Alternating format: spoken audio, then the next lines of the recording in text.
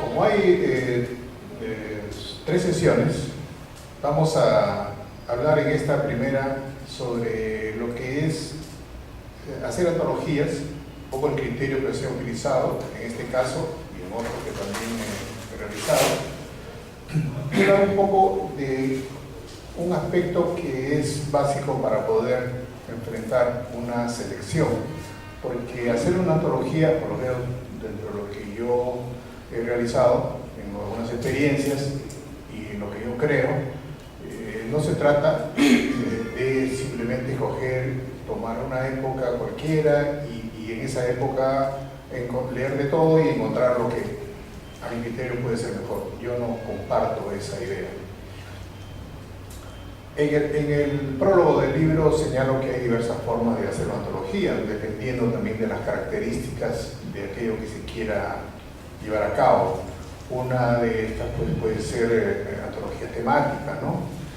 Son muy comunes, antología de fútbol, antologías sobre la violencia, que se han hecho en los últimos años dos antologías pues sobre, qué sé yo, la novela negra, en fin, hay diversos criterios.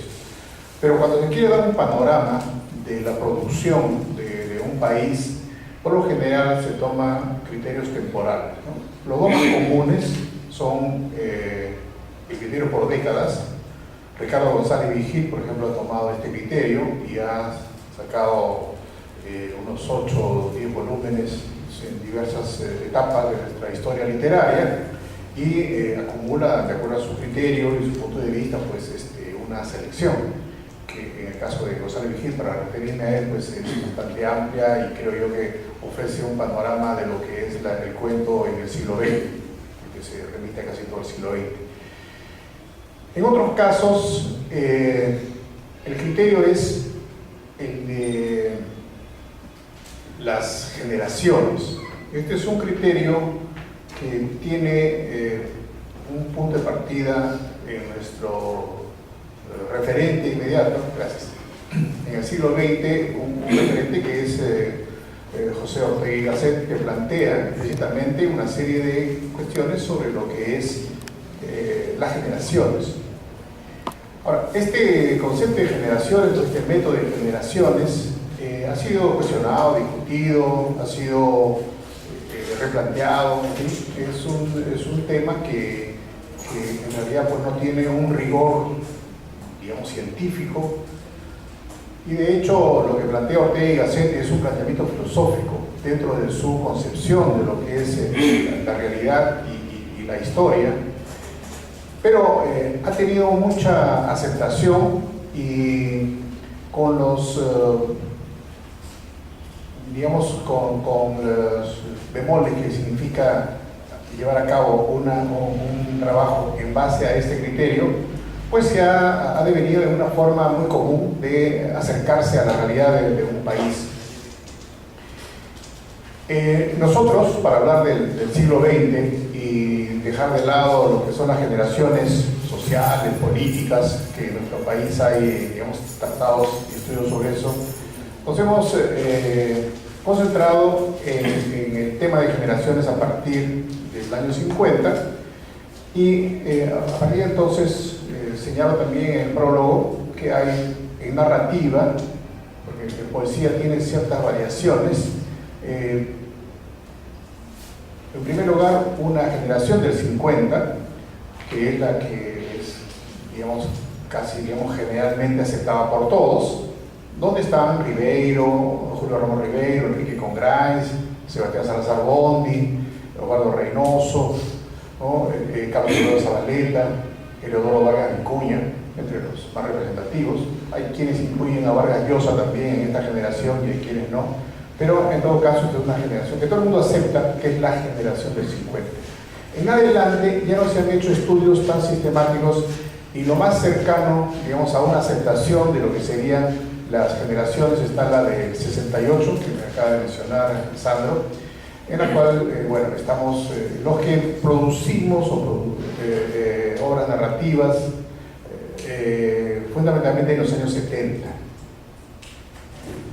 No hay una generación del 60 como sí la hay en poesía, porque los narradores de los 50 se proyectan hasta mediados, casi hasta fines de los 60, y recién en el año 68 empieza una nueva generación.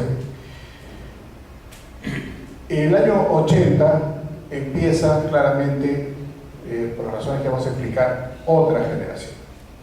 ¿En qué nos basamos, o en qué me he basado, o se basa la crítica en señalar estas generaciones que son las más conocidas o más aceptadas? Lo que dice Ortega y Gasset básicamente es que una generación se identifica por dos aspectos fundamentales. Uno es el espacio y el tiempo, es decir, la fecha y el lugar de nacimiento de un grupo, y en segundo lugar las condiciones histórico-sociales en las cuales se desenvuelve este grupo, y además, por supuesto, dentro de este grupo, sus conexiones, sus relaciones, su integración. Entonces, un grupo integrado que nace en un determinado momento, en un país o en una ciudad determinada, y que va a presentarse y desarrollarse y desenvolverse en un escenario histórico-social determinado. Entonces, si vamos a la generación del 50, el criterio, como he presentado, es que el país empieza a modernizarse, parece que términos muy gruesos, en términos económicos, sociales, políticos, a partir de los años 50. Comienzan a partir entonces a surgir una serie de fenómenos que son los que van a recoger los narradores. El más notorio de ellos es la migración del Ande a Lima, y con Grais y Ribeiro y Eduardo Reynoso, de una manera o de otra van a reflejar este desplazamiento de la población andina hacia Lima y lo que ocurre en su aceptación o rechazo de la ciudad. Entonces, esta etapa de modernización que se expresa también en el crecimiento de la ciudad, en un equipamiento urbano, unidades escolares, grandes hospitales, etcétera, va a marcar una época. Y los escritores, repito, de los años 50, de una forma o de otra, dado que en nuestro país la narrativa sobre toda esa época es esencialmente realista, va a reflejar esta situación. La otra generación, del 68, se marca principalmente por el golpe de Estado del gobierno militar de Velasco Alvarado, que va a marcar todo un decenio de hechos que cambian totalmente lo que había sido el país hasta ese entonces. Pero además, a nivel mundial, el año 68 es un año símbolo, porque surge la revuelta de mayo en París, que va a tener efectos en toda Europa y se va a expandir por todo el mundo. Y además también van a surgir revueltas estudiantiles en México, en Argentina, etc. Entonces, este es un momento clave, ¿no?, el 68, que abre una etapa, y en nuestro país muy marcada, porque el experimento político y social y económico que va a hacer el gobierno militar va a estar muy marcado por condiciones ideológicas, por un cambio de estructuras económicas muy marcadas, con las expropiaciones de las empresas extranjeras, con la reforma agraria, con nuevas formas, en fin, hay una serie de situaciones sobre las cuales vamos a volver un poco cuando veamos qué cosa es lo que se enfrenta la generación del 80. En este escenario, que culturalmente está dominado por el boom de la literatura narrativa, en la cual Vargas Llosa tiene un papel preponderante, va a surgir una narrativa social, principalmente de carácter muy marcado, social, con unas diversas expresiones, a las cuales comentaremos en otro momento. Esta generación y esta etapa culminan casi, no es usual esto, pero casi exactamente en el año 80. El año 80 termina el ciclo del gobierno militar y empieza la democracia representativa, nuevamente con el gobierno de Fernando Belaúnde. Hay grandes expectativas para el escenario en el cual se van a desenvolver los jóvenes que empiezan a escribir en estos años. Pero casi inmediatamente de esta etapa de repliegue de los militares, de asunción de los civiles, de cambios en la estructura también total, porque van a convertirse las empresas del Estado, pasar a manos privadas, los periódicos van a volver a manos privadas y va a cambiar totalmente el escenario, surge un fenómeno que es inédito por la magnitud y la escala de los cambios que van a provocar, que es el fenómeno del terrorismo, el fenómeno del surgimiento del Sendero Luminoso y después del MRTA, que van a comenzar cada vez de manera más profunda un enfrentamiento contra el Estado. Y cuando decimos Estado son autoridades civiles, militares y la misma población. De tal manera que eso va a cambiar radicalmente el orden de cosas en el país. Y obviamente en los aspectos culturales y literarios en particular. Entonces, estamos en que esta situación provoca que haya una respuesta desde el punto de vista literario que tiene sus particularidades y que van a siguiendo el planteamiento de Ortega y Gasset, que dice que cada 15 años surge una nueva generación, en términos flexibles por supuesto, cada 15 años, y él divide la existencia del hombre pues, en estos 15 años, ¿no? Los primeros 15 años, la infancia, la adolescencia, de 15 a 30 la juventud, y en esta es la etapa de formación intelectual, literaria y cultural. De 30 a 45 es la etapa de producción, es el momento en el cual un nuevo grupo, una nueva generación hace presencia y presenta, digamos, una nueva forma de ver, ¿no?, el mundo, de plasmarlo a través de sus obras. De 45 a 60 y en la etapa de madurez, en la cual, bueno, reiteran o hacen obras de mayor envergadura, pero dentro de la misma línea que ya se han formado.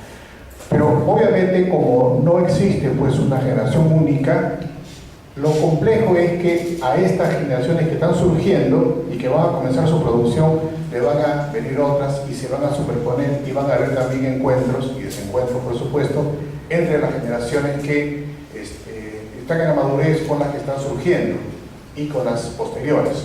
Y esto es un proceso permanente. La generación de 80 va a enfrentarse después, posteriormente, en su concepción literaria a la generación que viene, donde hace planteamientos diferentes. Lo usual es que el grupo de jóvenes que emergen en un determinado momento traten de buscar su propio camino y cuestionen lo anterior.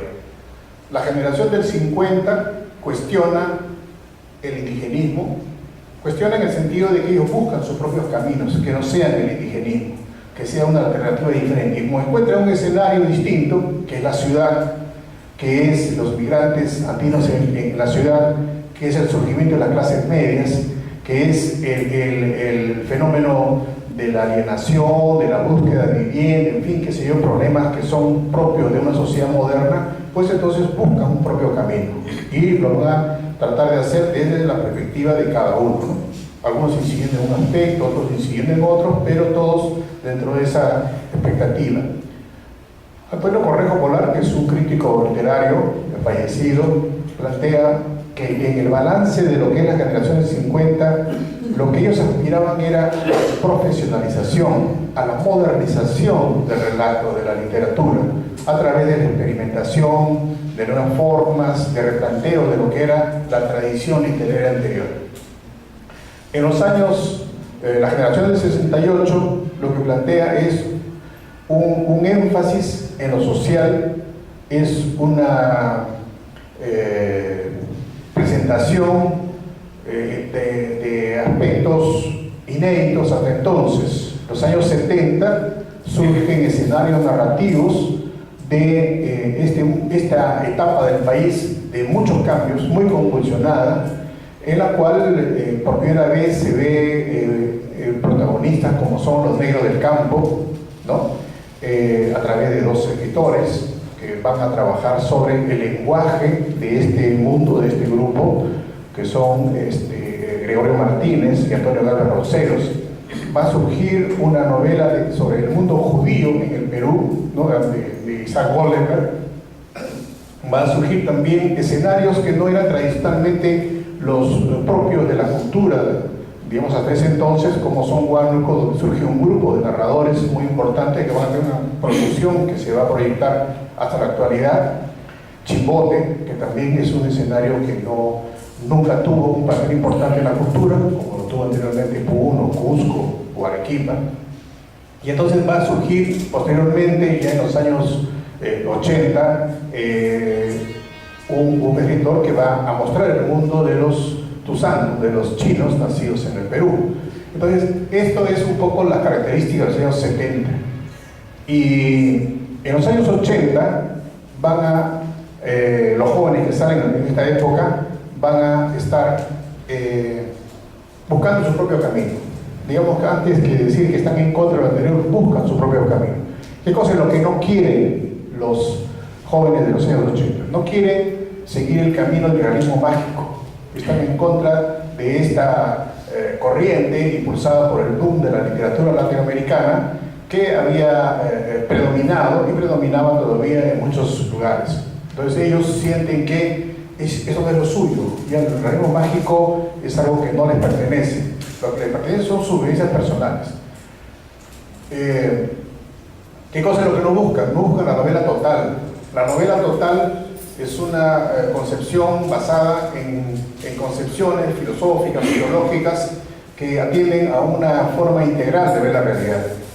Con el desplome del planteamiento socialista del gobierno militar y con los indicios que empiezan a darse en el mundo de cuestionamientos de lo que es esta forma, digamos, integral de ver la realidad, comienzan las dudas desde muy jóvenes. Y entonces ya no tienen esta idea de poder hacer un universo integral, como hacía Vargas Llosa, o pretendía hacer Vargas Llosa o Carlos Fuentes. Ellos quieren hacer cosas más íntimas, más pequeñas, más personales. Cuestionan también el carácter social que tuvo muy marcadamente la narrativa de la generación 68 durante todos los años 70, incluido el grupo Narración al cual he pertenecido, porque ellos también no quieren hacer narrativa social esencialmente, ¿no? De cuestionamiento de la autoridad, de apoyo a las luchas populares, en fin, ellos están buscando otras cosas.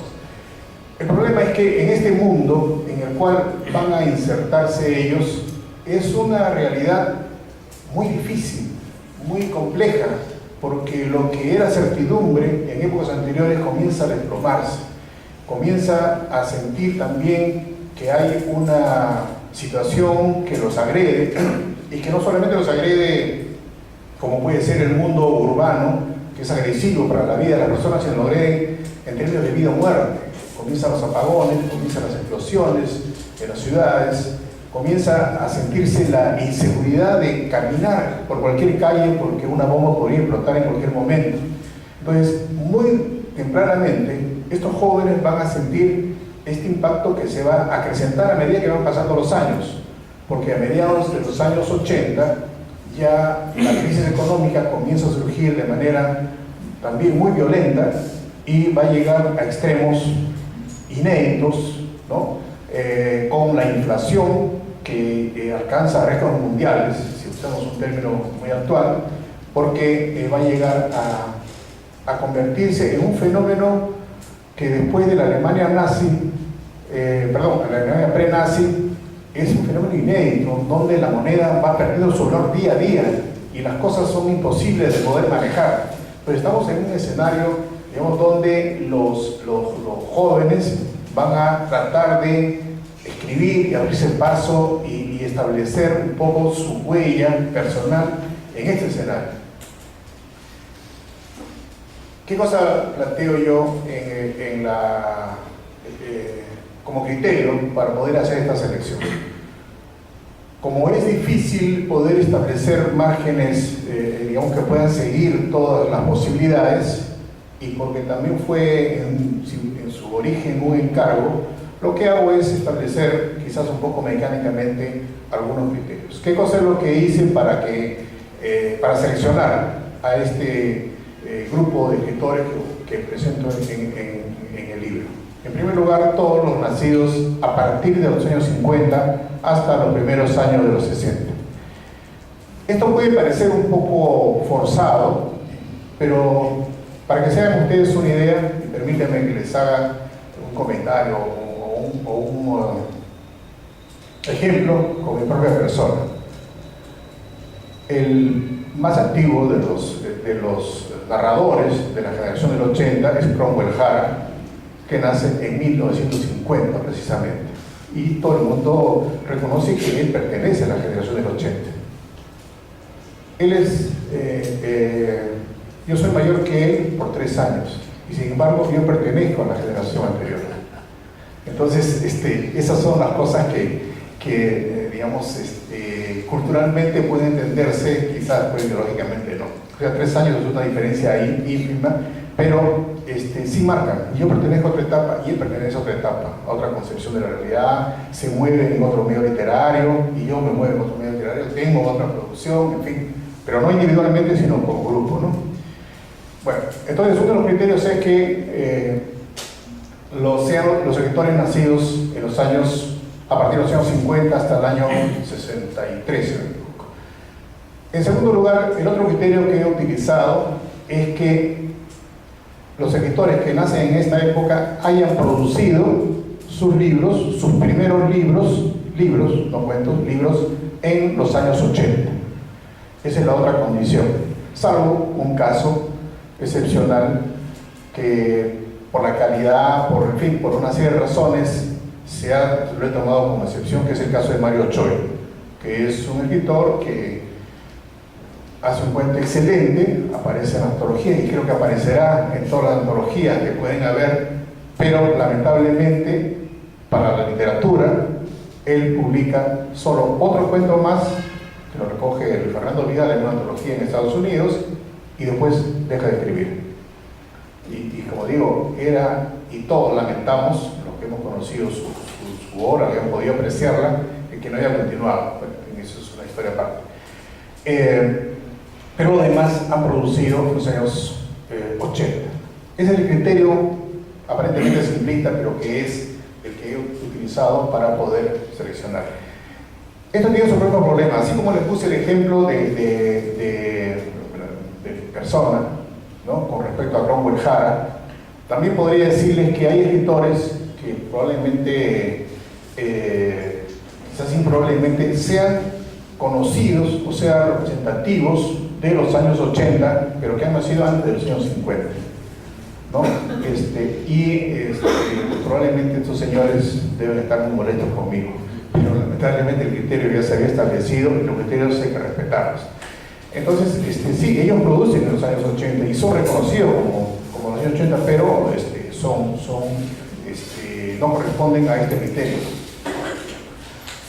Uno de ellos, bueno, es amigo, no creo que sea molestado, pero es el caso de Óscar Colchado.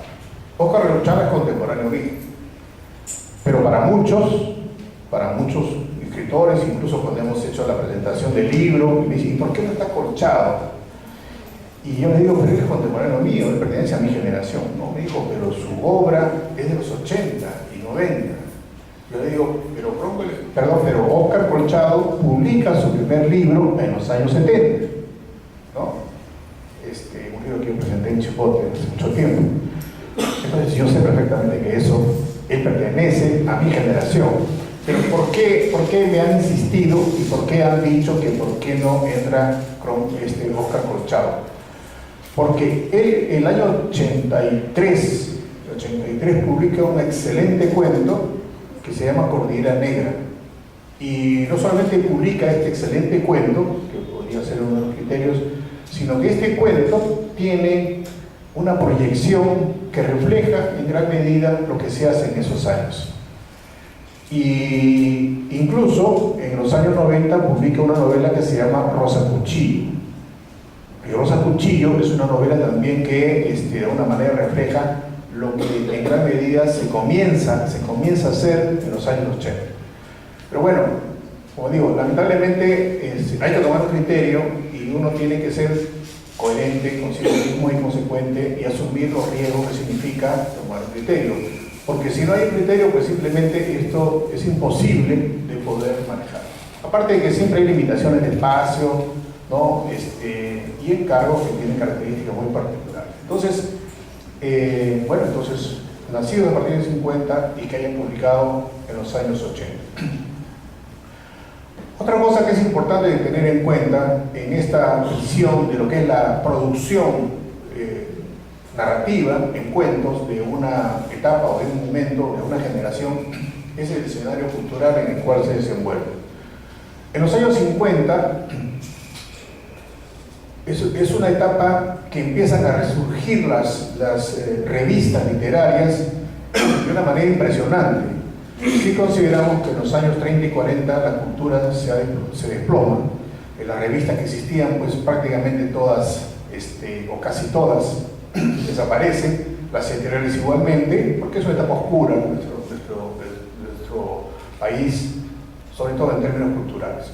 En los años 50 comienzan a surgir entonces revistas como Realidad, como Generación, como Centauro, aparte de las que ya existían anteriormente, como era Mar del Sur, ¿no? Cultura Peruana, y hay una etapa de florecimiento, de efervescencia, y sobre todo esto se concreta en términos de narrativa en la revista Letras Peruanas, que es emblemática, que es la representante de los años 50. Pero aparte de eso, en el año 53, si no me equivoco, surge el Dominical del Comercio, que es un dominical destinado a la cultura, a la literatura principalmente, y que va durante muchos años a significar la tribuna más importante en términos culturales, de tal forma que los jóvenes que escribían en esa época ansiaban que pudiera salir alguno de sus cuentos en el comercio, porque una vez que salían en el comercio, en ese suplemento cultural de los domingos, pues prácticamente de una manera se consagraban, entre comillas. Y entonces tenemos un momento importante, y además también empiezan los primeros festivales de libro, ¿no? Un festival de libro de San Marcos primero, ¿no? Con reediciones de obras como Egur, El Vallejo, etc. Y después un primer festival de libro que en los años 60 va a tener una proyección mucho mayor. Entonces, estamos en que los jóvenes que publican en esos años pues van a tener estas posibilidades, ¿no? Esta efervescencia cultural, digamos, a la escala de nuestro país. En términos de editoriales, quizás quien tiene más presencia es Juan Mejía Vaca, un librero y editor que va a publicar a los jóvenes, como Ribeiro, y es amigo y hace tertulia con los jóvenes y con los intelectuales de entonces. Y el otro editor, que hace alguna producción con Mejía Vaca, es Pablo Villanueva. El nombre es cochino, sino Pablo Villanueva, el editor de esa época.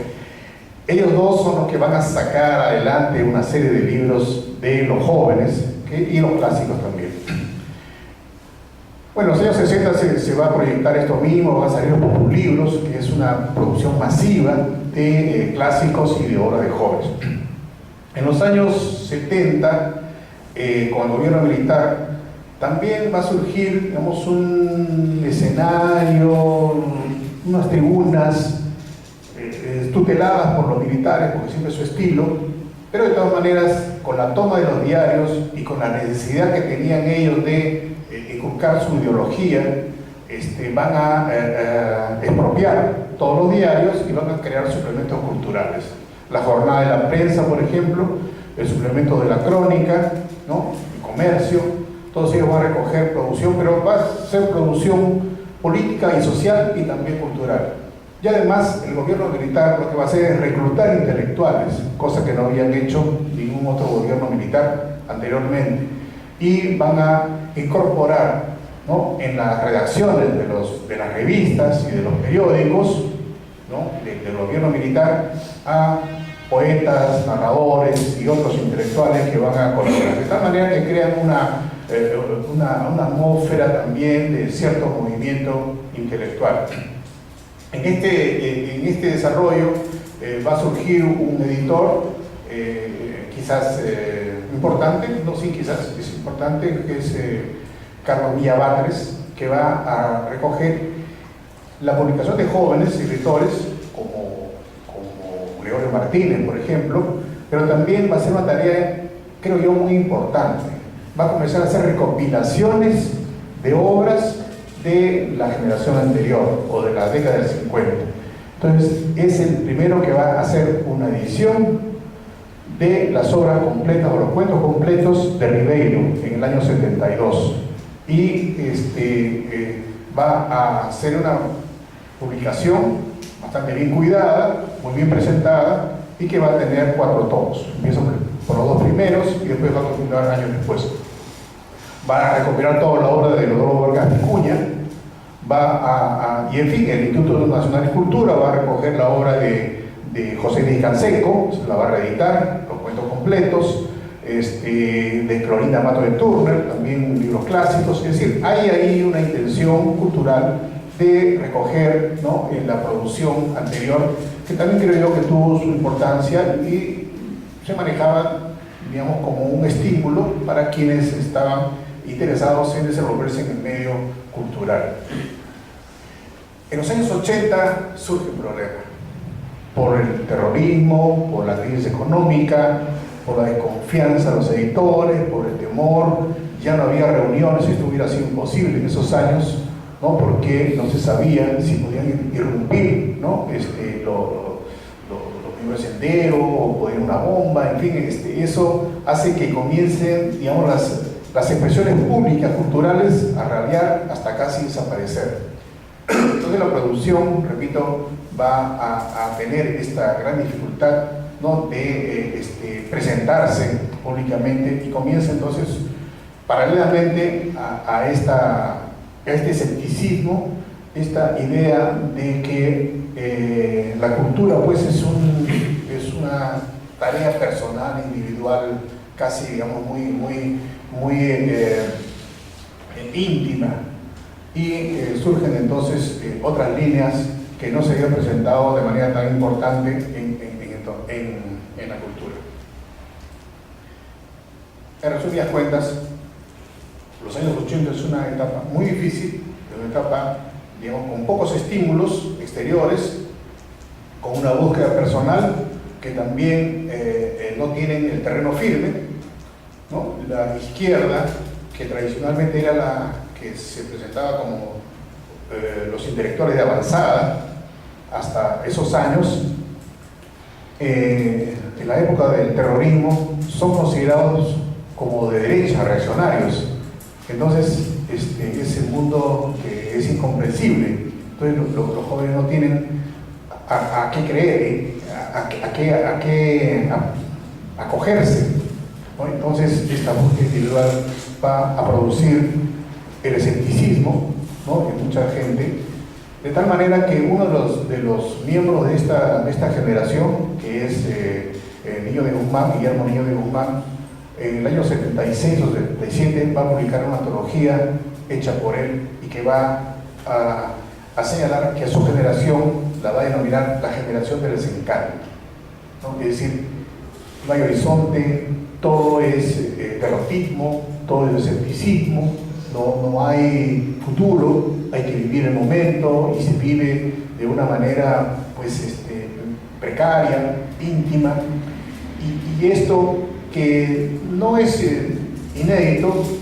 sino lo singular es que esto surge en jóvenes, porque en los años 50, con el correr del tiempo y con el choque con la realidad, el escepticismo comienza a cundir, y comienzan ya las obras de mayor madurez a verse que nuestra realidad no es lo que se pensaba.